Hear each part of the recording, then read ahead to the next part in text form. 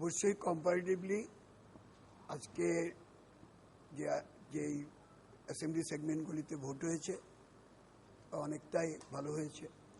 তা সত্ত্বেও কতগুলি কনস্টিটিউয়েন্সিতে যা হয়েছে শেষ পর্যন্ত, একটা তো নর্থ দমদম কনস্টিটিউয়েন্সিতে আমাদের প্রার্থীর উপর রক্তাক্ত হওয়া।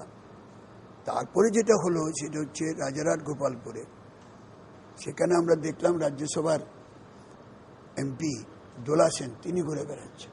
সেই জন্যই আমরা সিওকে জানালাম যে এমপি হলো তার যিনি সিকিউরিটি সাপোর্ট থাকবে তিনি কোনো জায়গায় যেতে পারেন না, আর তিনি ওখানকার ভোটার ইলেকশন এজেন্টও না, তিনি কি করে বুথে বুথে ঘুরে বেড়ালেন, সেটা কি করে অ্যালাউড হলো সেটা একটু খোঁজ নেওয়ার জন্য।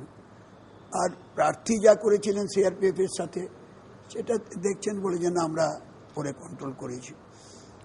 আর অন্য কয়েকটা ক্ষেত্রে যা ঘটেছে সেটি সম্পর্কে আমরা আজকেও যেটা দাবি করেছি আজকের এক্সপিরিয়েন্সের ভিত্তিতে, যে আগামী 30 তারিখে যে 53টা কনস্টিটিউয়েন্সিতে ভোট হবে সেখানে যাতে প্রতিটি কনস্টিটিউয়েন্সিতে একজন করে অবজারভার থাকে, কারণ একজন অবজারভার একাধিক কনস্টিটিউয়েন্সি দেখতে গিয়ে যখন ডিসপিউট অ্যারাইজ করে তখন সেই সময়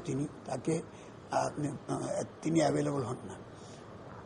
তার মানে এই নয় যে তিনি কোনো কাজে ছিলেন না, তিনি বলেন যে তখন আমি অন্য একটা অ্যাসেম্বলি সেগমেন্টে ছিলাম। যেহেতু কনস্টিটিউয়েন্সি আর এখন আর বাকি থাকছে অনলি 78, সেই কমিশনের এই তদারকি, এসিআই, তাদের চাপ, জনমত, মিডিয়ার রোল সব কিছুর মধ্য দিয়ে একটা পরিস্থিতির ক্রমান্বয়ে উন্নতি করছে। 4 তারিখ, 11 তারিখ, 17 তারিখ, 21 তারিখের পর আজকের নির্বাচনে যতটা আশঙ্কা করা গিয়েছিল গত রাত থেকেই যারা তৃণমূল তাদের সমস্ত শক্তি দিয়ে তারা জমায়েত করেছিল, বিশেষ করে সল্টলেক আর নিউ টাউনে যেভাবে বিভিন্ন বাইরে থেকে লোক এনে জড়ো করেছিল, আশঙ্কা অবশ্যই ছিল।